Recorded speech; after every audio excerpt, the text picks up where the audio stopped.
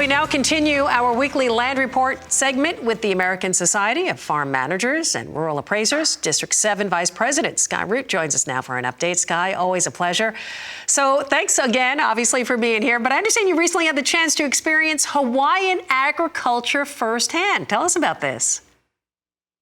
Good afternoon. It was great. Despite 13 hours of snow yesterday in Boise, of which I am thankful for the moisture, Hawaii 6 weeks ago was a great experience to be with the Farm Foundation as guests at their conference in Kona. And given Hawaii is the proverbial West, I thought it'd be fun to talk about today. So as part of that trip, we toured Kona Sea Salt, Greenwell Farms, which is a Kona coffee farm, a cattle ranch, and a macadamia nut processor. So it was a very unique experience. Absolutely. By the way, I love Kona coffee. Tell us about some of the challenges that the farmers and food processors face there. What did you find? Just to highlight a few of the subsectors we toured, the salt, the coffee, the cattle, and the nuts. When you unpack globally those things, each of them are a commodity, and they have myriad international competing pressures. So in Hawaii, some of the unique struggles are tied to ag infrastructure, transportation disadvantages, and genuine labor shortages tied to tourism that others may not have. So a specific example was, imagine being a cattle rancher blessed with wonderful grazing ground, but the climate forces you to put a 6-weight calf on an airplane or a ship to get into the mainland. It just puts you at a competitive disadvantage. Absolutely. I wonder about unique opportunities there with Hawaiian agriculture. What did you find and benefits there?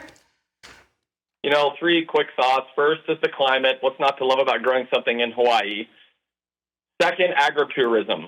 With Hawaii's natural beauty and diversity, farms can attract visitors through tours and programs and on-site experiences. And then last, Hawaii is famous for specialty niche value-add products like the Kona coffee. It requires them to have to charge 2 to 3x commodity pricing levels to be able to break even or make a profit. But with that niche specialty, they're able to do that. Yeah, it sounds like a lot of opportunity there for sure. And obviously you had a great time. I have to ask you, Skye, about farmland value there. How is farmland valued in Hawaii? That is one of the purposes of this segment. Ironically, at one level, it's valued the same way all farmland is. Fundamentally, it's soils, waters, microclimates, infrastructure. But in Hawaii, location means something different. So when you talk about proximity to urban centers and infrastructure, and just look at the scarcity of farmland in general, it makes almost all farmland worth transitional or commercial value, not farmland value, which results in it's very expensive. And it's hard to get an income return, but you can get an appreciation rate there. So it's a definitely unique dynamic.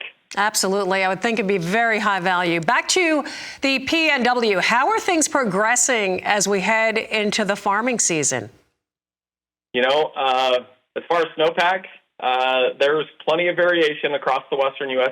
As a general comment, we're probably 50 to 60% of normal snowpack right now, but these recent storms this past week have probably improved that position.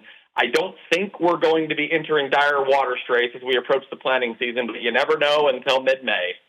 Yeah, we're going to be keeping an eye on that, of course. Skye, as always, thank you for breaking it down. Thanks for the information on Hawaii, by the way. Sounds like it was a great trip. Skye Root with the American Society of Farm Managers and Rural Appraisers. You want to be sure to tune in every Wednesday, 1:30 p.m. Eastern, for a weekly land report update.